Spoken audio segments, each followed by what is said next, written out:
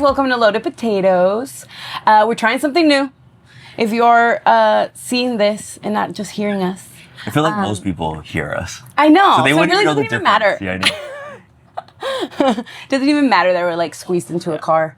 We just need better lighting, Yeah. AC, and the camera kept And you overheating. can see your guests. And you can see all of us. and our freaking now- camera kept overheating. Yeah, it kept overheating, so the camera had to turn it off. Yeah, I'm like, they're not even like long podcasts. They're like 30 minutes at most. But anyways, we're so excited to be here with Chef Adrian. Woo! I feel like, I want to say like a hell of a year, but it's like a hell of a, like, it's been smashed into a few months. Like you've been like, obviously you've been at work. Maximo's doing amazing. Just a lot of people are just finally figuring it out. Yeah. Right? Yeah, little by little. Because I remember first meeting you at El Topo with Tony, and you were back there, and, you know, the change of the name, and I know it's just clicking. Yeah, you know, I really just click so hard right now. The worst. And then, you know, having the opportunity with the rebrand and everything, it's just been so cool to just see everything like flourish for you. It's really exciting for us, I think, just to see someone that's clearly been at it and like working super hard, and then people actually like realizing. And I think more of just like publications, right? It's like we're out here working every day. You know, it doesn't change for us. It's just all of a sudden there's like some sort of write-up or anything. So how are you, like, I just want to know how you're feeling, like what is happening, going through your head and just trying to absorb it all, I think, maybe. No, I mean, I think we're around a year and 4 months since we reopened with this new Maximo. I call it Maximo 2.0. Yeah. And still to this day, I'm over the moon. You know, it's very surreal. A lot of imposter syndrome, because, you know, the way I say it is, year and 4 months, nobody knew who I was. I was just in the back cooking, trying my best. Yeah. And, you know, I was given this opportunity to kind of do what I want to do the way I want to do it. And I had a talk with my team, who I've been with for a couple of years now. And I was like, all right, guys, this is it, man. This is our opportunity. Yeah. We got to go for it. And so far, so good. I can't complain, for sure. How did the opportunity come about for people who don't know? So there was, you know, I'm going to get a little political. No, you're good. All right, well, so local foods. I was working at El Topo. I started working at El Topo in October 2021. Yeah, I started working at El Topo in October 2021. You know, doing the circuits with Tony. We were on the food truck, having a good time.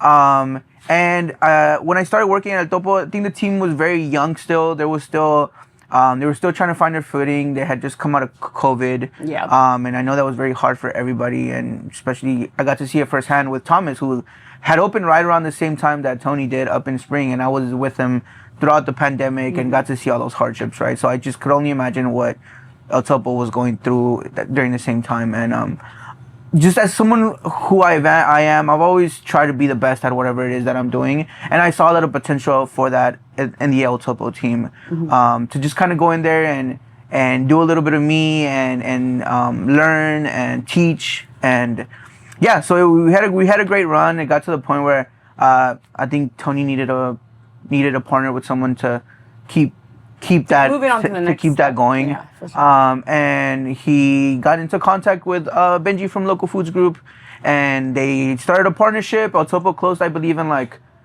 August of 2023, and it was gonna be closed for like a month, and then it was 2 months, and then it became 5 months, and then it ended up being closed for 9 months. So during this time, myself and my team, we kind of got outsourced into the other Local Foods locations. Oh, okay. That's good. And same thing there, you know, I think that's where it kind of,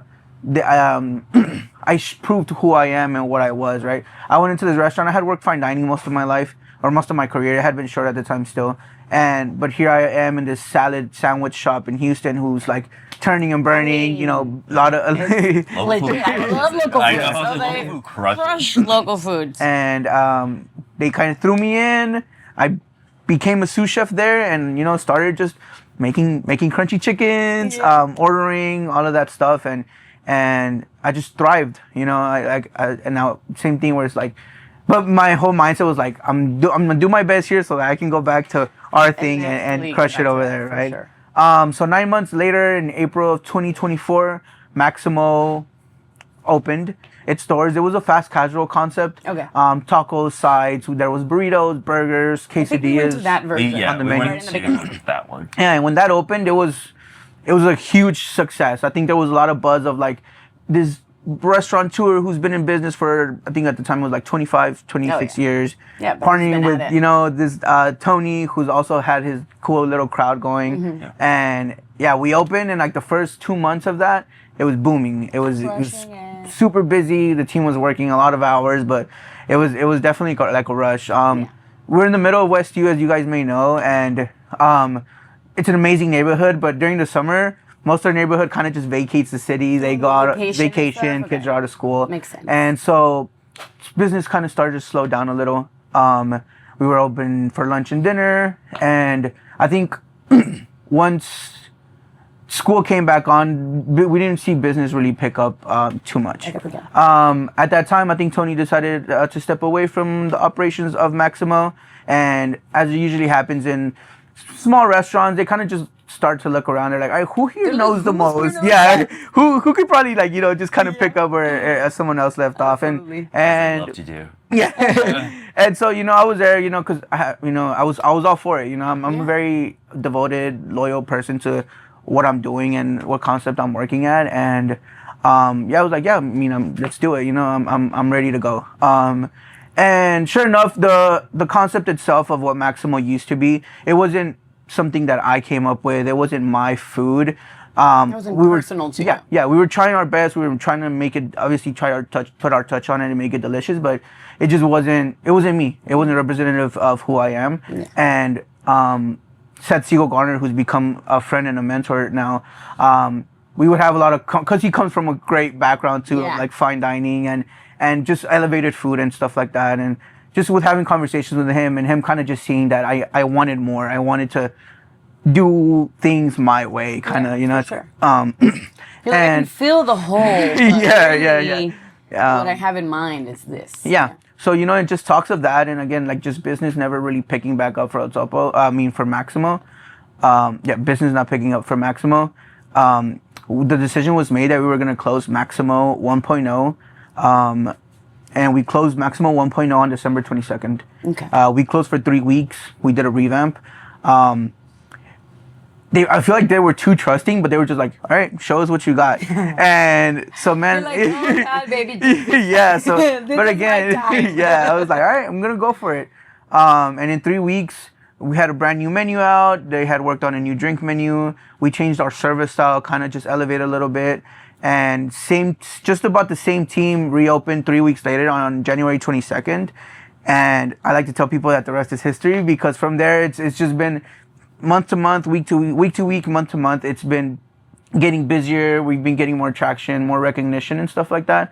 And yeah, and then sometimes, you know, I'm in the expo and I look out into the kitchen and we're about to start brunch and there's 20 people outside just getting ready to come in and looking around the guys, pumping them up, and it's definitely been surreal for That's sure. amazing. And this is your first, I mean, I remember my first time creating a menu like for myself. And so this is your first time I ever created a menu that is like yours. Yeah, right? Truly yeah, yours. for a business. Yeah, I did it one time when I was a young cook. I was still working at Sochi, and You're like, what am I doing? yeah, I had soaked up. I was like, all right, I need to do this. I need to do this. And my dad and a lot of his family, cousins and aunts live in Dallas, so I was like, I want to put up this dinner. So I did it was very ambitious. It was like a 7-course.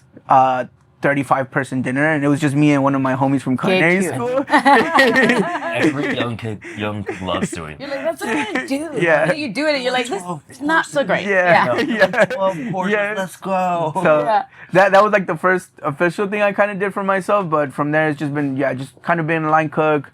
I had small sous chef roles here and there, but yeah, this was the first opportunity that I was given to just kind of take creative control and own something. Amazing. No, and I mean, it's clearly working, which is great. Thank you. And obviously you're creating or putting your own touch in like modern Mexican food, right?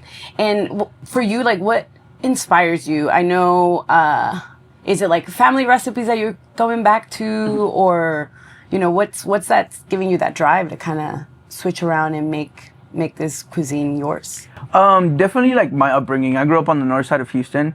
I was born, just a little background. I was born in San Luis Potosi, Mexico. My parents immigrated with myself and sister in hand when I was around 5-6 years old to the U.S. And I've been here. I kind of remember my timeline based on like what grade school I was in. So when I got here, we went to first grade. That's when I started here. And we were living in Pasadena. We lived there, I think, till I was in 5th grade, and then so I was like like 10, 11, 12. You're like age. I have no idea. The grades. And then we moved to the north side of Houston where I've lived, and you know, parents always been. My mom's always had 2 jobs, always trying to just provide for myself and my sister, and I never cooked. I never really cooked. I like to tell guys too that I know what good food should taste like because of my mom. My mom's a great cook. She works for a family who's Turkish, Lebanese, and Venezuelan. So she knows how to make a lot of cool foods that I don't even know how to make. And sometimes it's funny because and sometimes she'll come home or we're cooking and she's like, "Oh, have you ever heard of this?" I'm like, "Mom, how you know about that? Like, where you pull that up?" She's like, "I be knowing." But yeah, and then just like as I've come to be like the person who I want to be, and it's been a process, you know. When you're young, and you're so young. Well, when you're younger, 27. 27. Yeah, you're still discovering yourself. Yeah. I'm still discovering myself. Yeah, I was like, I think at 27 I got my first sous chef job. Whoa. Yeah. I'm like, oh my God. Yeah, I was like, I knew you were young, but like, wow. So I was like, you keep going. Keep working as hard as you want. I was like, your skin still looks great. Your skin looks great. Everything. Oh, that's amazing. So your mom was just like, she's bringing in all these. Cook. Yeah, and so Mexican food to me back at the time was what my mom was making at home. So it's like guisos, beans, rice, meat, potatoes, or even what restaurants were to me growing up. It was the taqueria at the corner, which was the same thing, rice, beans. It was very Tex-Mexy, right? So that's all I knew. My mom would make one type of mole, and that's all I knew. So I started working at Sochi, and it just boom. Yeah, it just completely opened my mind. Food too. Yeah, 13 different moles, chiles, spices. Like it's not just one. Ants, chapulines, you know? I was like, whoa, and I was just like seeing somewhat of the food that I grew up eating presented so beautifully and being enjoyed by so many people at the downtown of Houston. That's where I just fell in love with Mexican cuisine, and I learned so much about it. And from there, I worked at non-Mexican restaurants. I worked, but it's always been, how can I make this mine, right? You like learn from it to be able to execute the flavors that you enjoy. Exactly. And I think, and it's funny because like for me, I like deep dive into Asian food. I just love that food. But I grew up in Houston, right? And I had Vietnamese friends and Korean friends, and it was just like so easy for me to access that food. So then when I went into culinary school and started working, I really like beeline for Asian restaurants. When I moved back to Houston, I'm a lot closer to Mexico. I grew up going to Mexico, but like I started actually going into Mexico City, Oaxaca, Puebla. And then the more I digged in, I was just like, God, there's so many similarities. And it just kind of like expanded my idea of what Mexican food was, because my mom's from the border. I'm first generation, so my mom's from Mexico, Tamaulipas, which is, I mean, tortilla de harina, carne asada, beans, guisos, and then that's pretty much it, right? There's like, it's a desert town. Like, there's not much, it doesn't go that deep, right? And then it's so close to the U.S. that it kind of like starts, that's when it kind of starts blending, right? Because tortilla de harina is just so common for us, and it goes with everything. And kind of like the first choice before cortontillo. But I think like learning about like Oaxacan food and like just that older Mexican food really kind of starts, you know, it kind of pulls on you, and you're like, okay, these are our roots, right? Like these are the foods and the flavors we grew up eating. I wasn't that, I guess, open to it. And I think you probably had a similar experience at Sochi, just being like, what is this?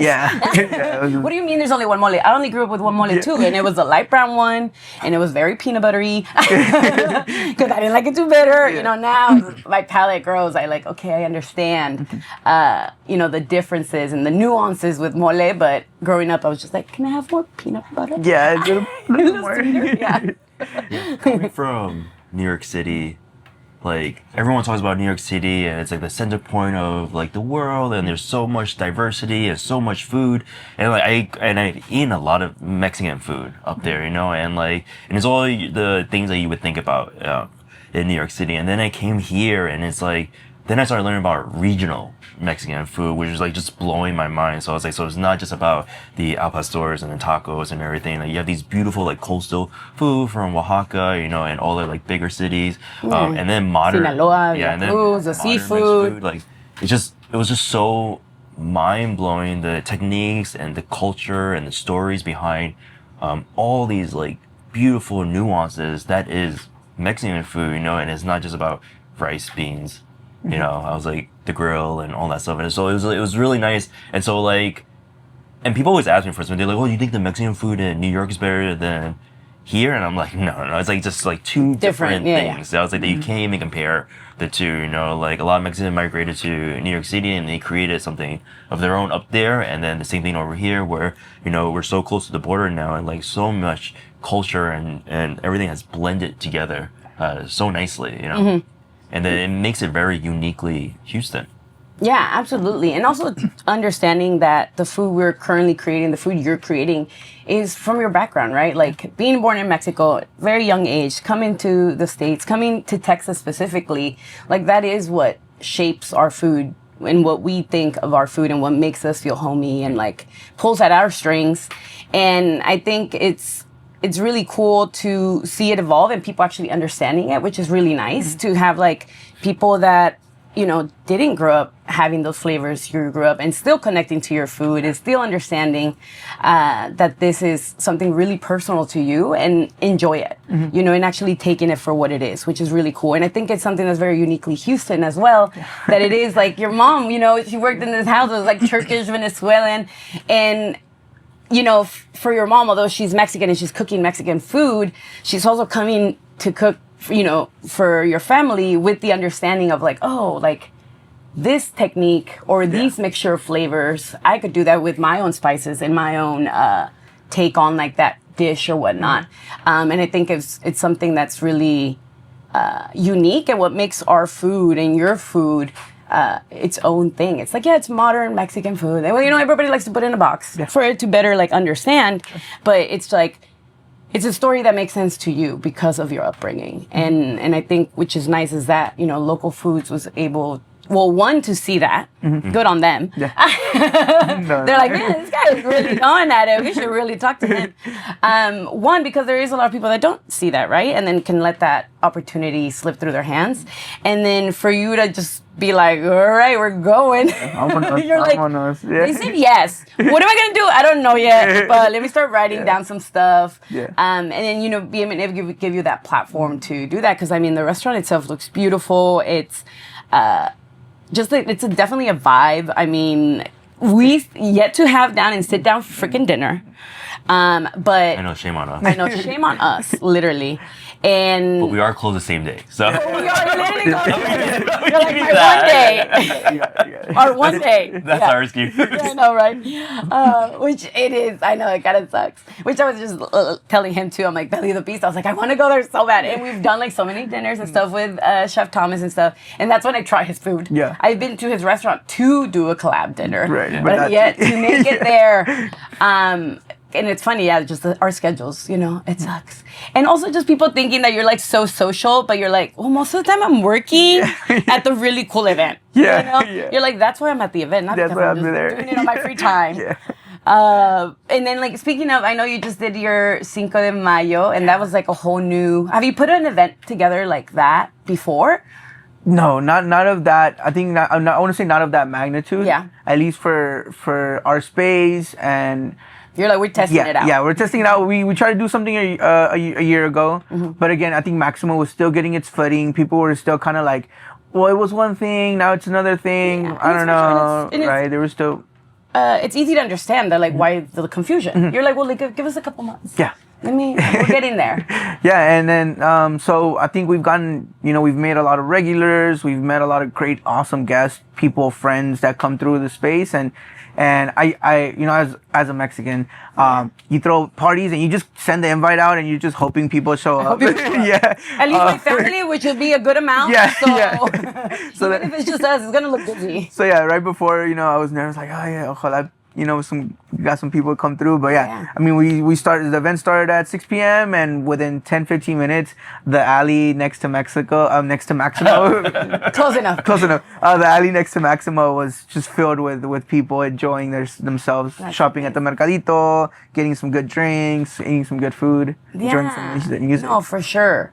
And then just kind of utilizing Cinco de Mayo. I feel like Cinco de Mayo, which I liked, was that, it is very much like tacos and margaritas and like, in the States, and understanding that like in Mexico, it really isn't no holiday, but to kind of like take ownership of that. And then you're like, you know what? Yes, let's celebrate our culture and on things that we enjoy, our food, our drinks, and like the stuff that brings us together and showcases, where we come from. I think I like that. I was just like, I'm taking ownership of this shit. Oh, yeah. It's not all crispy tacos and fucking margaritas. Yeah. Although they're delicious. Don't get me wrong. It's probably the most American thing you could do is capitalize on that day. I know.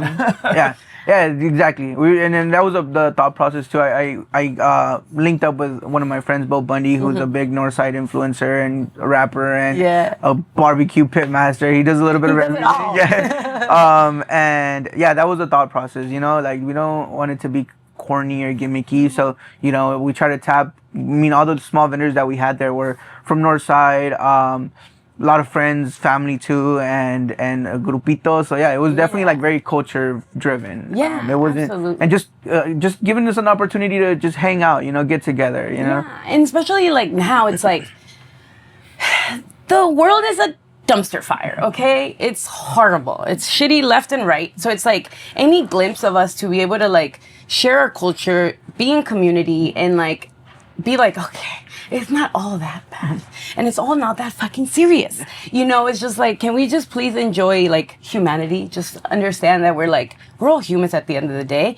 And we get to share that and share a little bit of what brings me joy and what brings other joy, and like understand that connects us, which is one of the big reasons why we cook. Like that connects us all. Doesn't matter, what is it? It's like you eat and you shit, okay?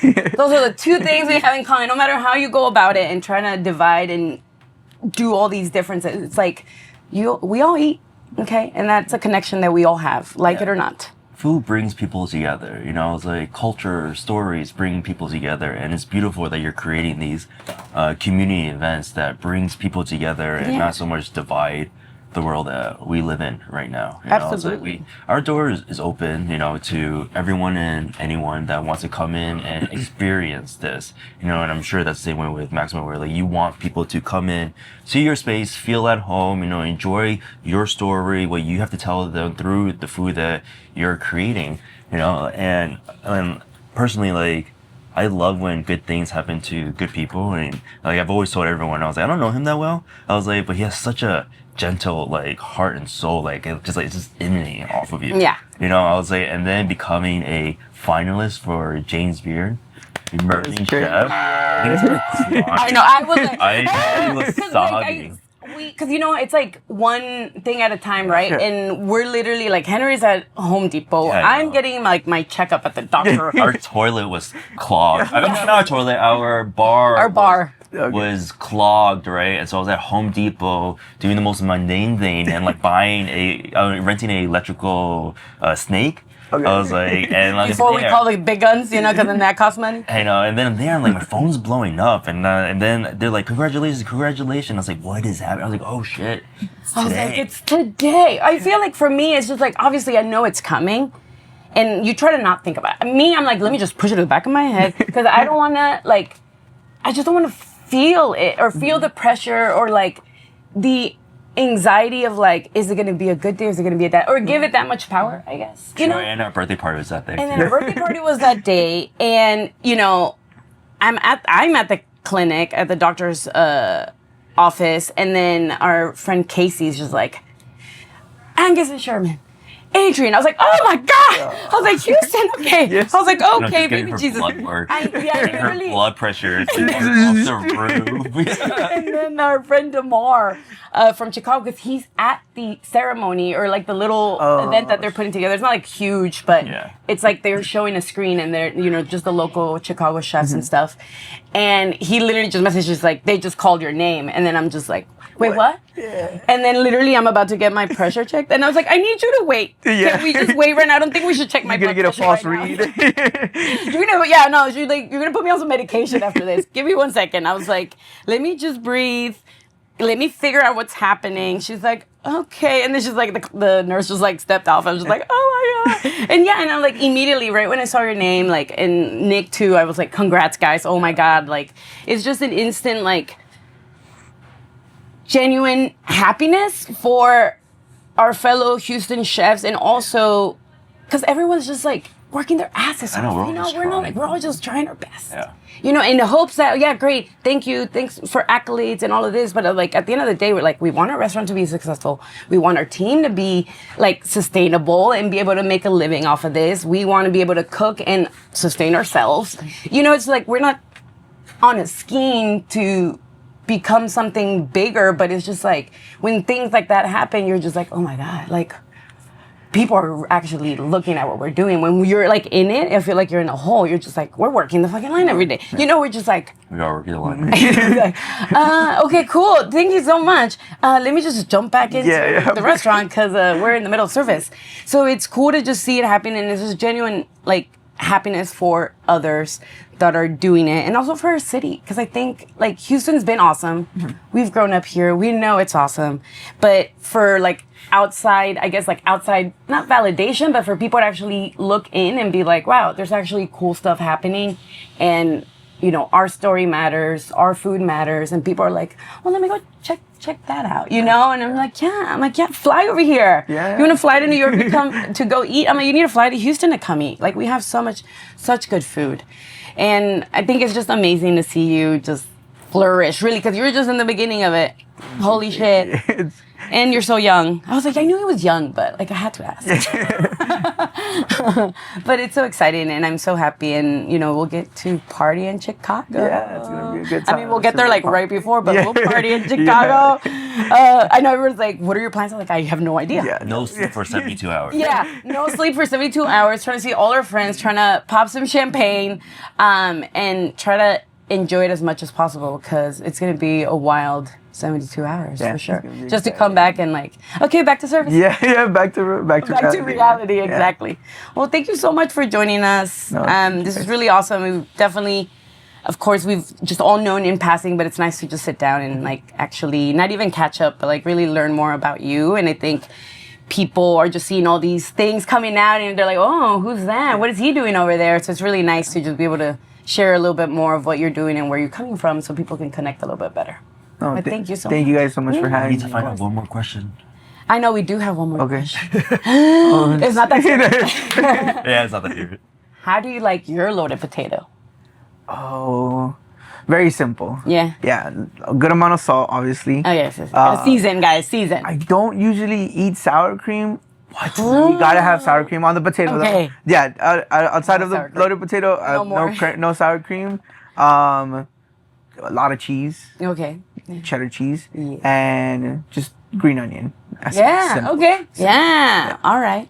I like that. Oh, I like a little bit of bacon if there's some Bacon around. bits. Yeah, bacon bits if there's some bacon. that hanging fake around. bacon. Is It's for the texture. It's the texture. Awesome. Yeah, I love that. You know? I love me a loaded potato. So like, it's literally my favorite family meal. Nice. We have it all the time. Yeah. Awesome. Well, we'll catch you in the next one, guys. Thank you so much for joining us. Thank you. Bye.